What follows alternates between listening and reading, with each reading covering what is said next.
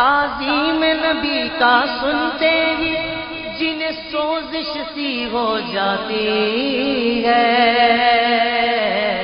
جنہیں سوزش سی ہو جاتی ہے، شوق توحید کے شربت سے، شوق توحید کے شربت سے ہم ان کا روگ مٹائیں گے،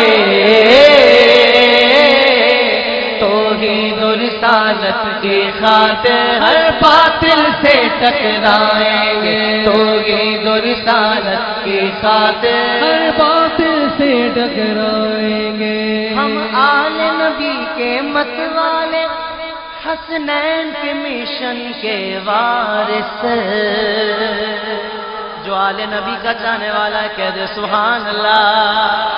ہم آل نبی کے مت والے، حسنین کے مشن کے وارث۔ بسم اللہ الرحمن الرحیم۔ رب اشرح لی صدری ویسر لی امری واحلل عقدۃ من لسانی یفقہوا قولی۔ رضیت باللہ ربا وبالاسلام دینا وبمحمد صلی اللہ علیہ وسلم نبیا ورسولا۔ احمدک اللہم یا مجیب کل سائل، والصلاة والسلام على من هو افضل الوسائل وعلى آلہ واصحابہ ذوی الفضائل۔ اما بعد فاعوذ باللہ من الشیطان الرجیم، بسم اللہ الرحمن الرحیم۔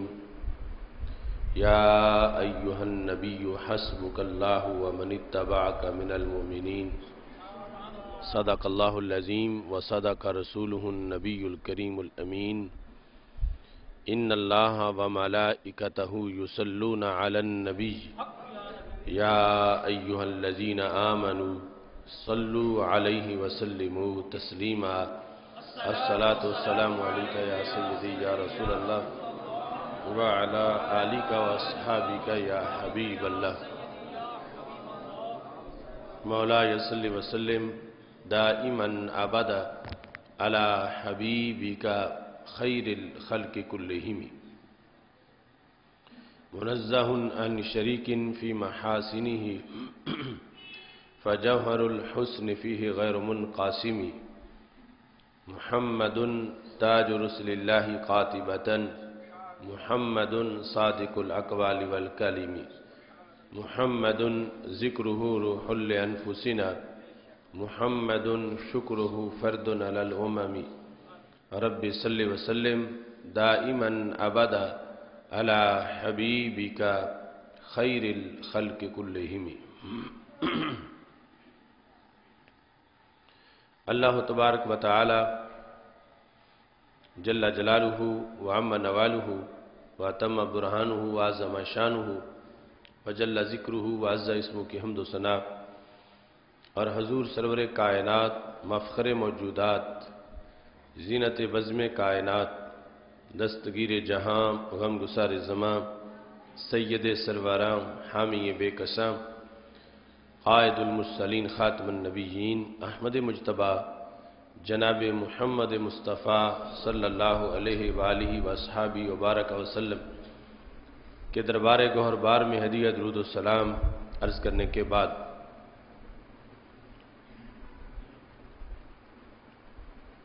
خلیفہ دوم امیر المومنین مراد رسول صلی اللہ علیہ وسلم حضرت سیدنا فاروق اعظم رضی اللہ تعالی عنہ کے یوم شہادت کی مناسبت سے آج کی گفتگو امتیازات عمر رضی اللہ تعالی عنہ کے موضوع پر ہے۔ میری دعا ہے خالق کائنات جل جلالہ حضرت سیدنا فاروق اعظم رضی اللہ تعالیٰ عنہ کے درجات کو مزید بلند فرمائے، اور رب ذوالجلال ہم سب کو ان کے نقش قدم پر چلنے کی توفیق عطا فرمائے۔ حضرت فاروق اعظم رضی اللہ تعالیٰ عنہ اس امت میں سیدنا صدیق اکبر رضی اللہ تعالیٰ عنہ کے بعد سب سے افضل شخصیت ہیں، آپ کے اسلام قبول کرنے پر اللہ تعالیٰ نے اس آیت کا نزول کیا، یا ایھا النبی حسبک اللہ ومن اتبعک من المؤمنین، اے نبی صلی اللہ علیہ وسلم، آپ کے لیے اللہ تعالیٰ اور وہ لوگ جنہوں نے آپ کا کلمہ پڑھ لیا ہے کافی ہیں۔ حضرت فاروق اعظم رضی اللہ تعالیٰ عنہ کو صحبت رسول صلی اللہ علیہ وسلم سے جو مقامات میسر آئے، ہماری آج کی گفتگو ان امتیازات کے لحاظ سے ہے کہ کس طرح فاروق اعظم رضی اللہ تعالیٰ عنہ دربار رسالت سے نوازے گئے اور انہیں نبی اکرم نور مجسم شفیع معظم صلی اللہ علیہ وسلم کی نوازشات نے ممتاز بنایا، اور امتیازات ان کے آج بھی حدیث کی، سیرت کی، تفسیر کی کتابوں میں موجود ہیں۔ ان میں سے چند امتیازات آج ہماری اس گفتگو کا حصہ ہے۔ حضرت فاروق اعظم رضی اللہ تعالی عنہ صحابہ میں سے فاروق کے لقب سے ملقب ہوئے۔ یہ لقب ان کو دربار رسالت صلی اللہ علیہ وسلم سے ملا۔ اس سلسلہ میں حضرت عبداللہ بن عباس رضی اللہ تعالی عنہ سے روایت ہے، وہ کہتے ہیں سألت عمر لأی شیء سمیت الفاروق، میں نے حضرت عمر رضی اللہ تعالی عنہ سے پوچھا کہ آپ کو فاروق کیوں کہا جاتا ہے، فاروق کی وجہ کیا ہے؟ تو انہوں نے جواب میں یہ فرمایا، اسلم حمزہ قبلی بثلاثۃ ایام ثم شرح اللہ صدری للاسلام، کہ حضرت سیدنا امیر حمزہ رضی اللہ تعالیٰ عنہ مجھ سے 3 دن پہلے مسلمان ہوئے، پھر اللہ نے میرا سینہ بھی اسلام کے لیے کھول دیا۔ تو جب میں نے کلمہ پڑھ لیا تو رسول اکرم نور مجسم شفیع معظم صلی اللہ علیہ وسلم کی محبت اس انداز میں میرے دل میں جلوہ گر ہوئی۔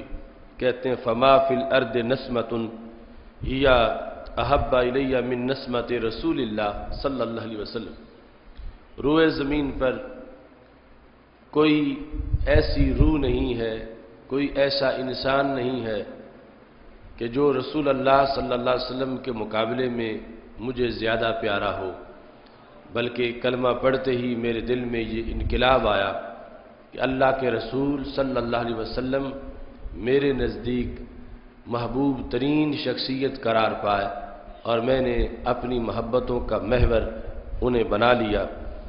اور اس کے بعد میں نے پوچھا این رسول اللہ صلی اللہ علیہ وسلم، کہ اللہ کے رسول صلی اللہ علیہ وسلم کہاں ہیں؟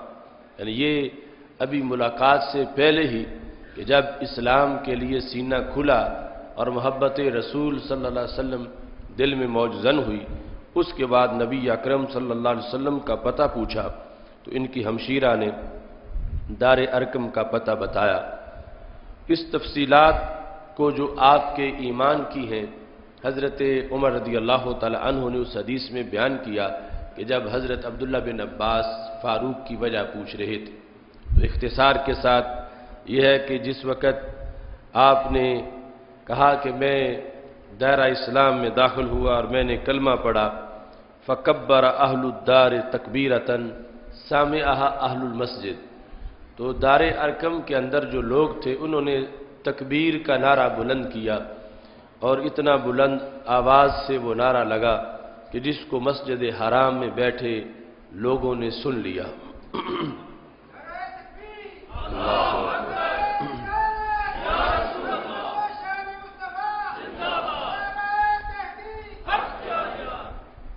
کہتے ہیں میں نے کہا یا رسول اللہ صلی اللہ علیہ وسلم السنا علی الحق، کیا ہم حق پر نہیں ہیں؟ ان متنا و ان حیینا، اگرچہ ہم زندہ رہیں یا فوت ہوں تو کیا ہم حق پر نہیں ہیں؟ یعنی حق پر ہی جینا ہے، حق پر ہی مرنا ہے۔ تو نبی اکرم صلی اللہ علیہ وسلم نے فرمایا بلا، کیوں نہیں، ہم حق پر ہیں۔ والذی نفسی بیدی انکم علی الحق ان متم و ان حییتم، مجھے اس رب کی قسم جس کے قبضہ قدرت میں میری جان ہے، اے صحابہ تم حق پر ہو، خواہ تم زندہ رہو یا اس دنیا میں چلے جاؤ، زندہ رہو گے تو حق پر رہو گے، جاؤ گے تو پھر بھی حق کے ساتھ، یعنی حق پر ہوتے ہوئے اس دنیا سے رخصت ہوگے۔ تو حضرت فاروق اعظم رضی اللہ تعالی عنہ نے پھر نبی اکرم نور مجسم شفیع معظم صلی اللہ علیہ وسلم سے درخواست کی کہ آپ پھر ہمیں حکم دیں کہ اب ہم اعلانیہ نمازیں ادا کریں تاکہ کفر کی کمر ٹوٹے اور نماز کی وجہ سے غلبہ اسلام کی منزل قریب ہو۔ تو کہتے ہیں فَأَخْرَجَنَا صلی اللہ علیہ وسلم فی صفین، تو ہمارے آقا صلی اللہ علیہ وسلم نے میری تجویز پر ہمیں دار ارقم سے نکلنے کا حکم دے دیا کہ دار ارقم سے نکل کے ہم مسجد حرام میں نمازیں ادا کریں۔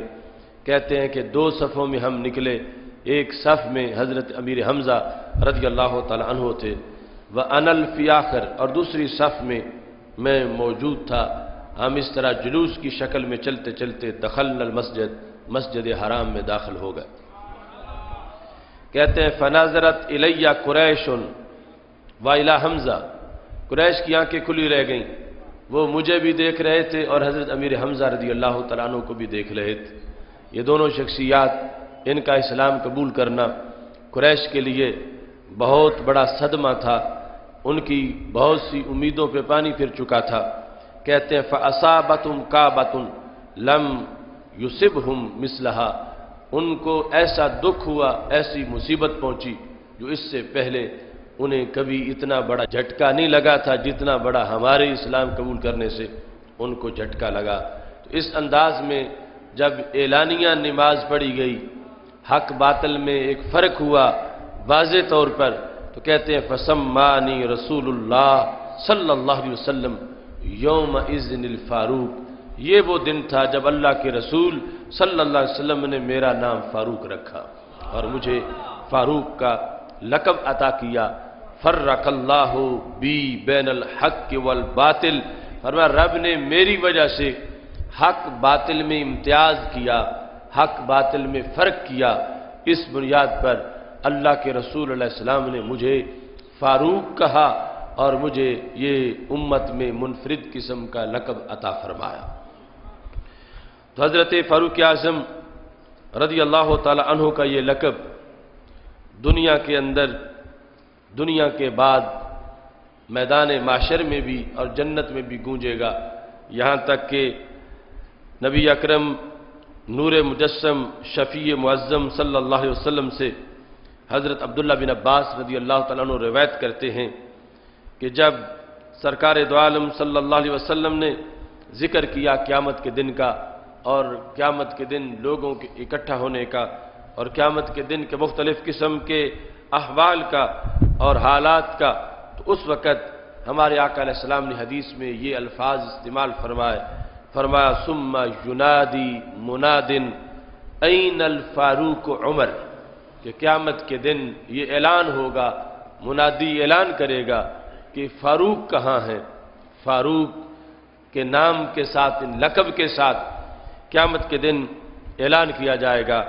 فَيُؤْتَى بِهِ، تو حضرت فاروق اعظم رضی اللہ تعالیٰ عنہ اللہ کے دربار میں حاضر ہوں گے۔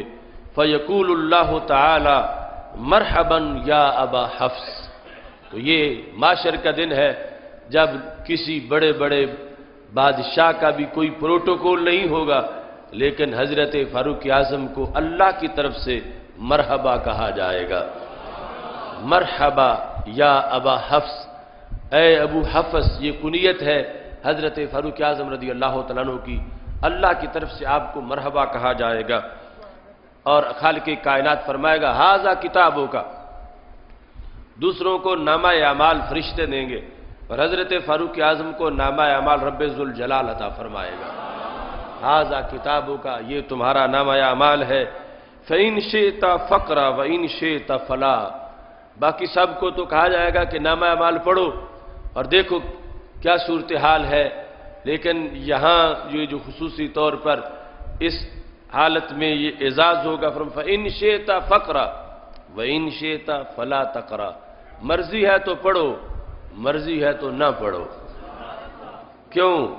فَقَدْ غَفَرْتُ لَكَ،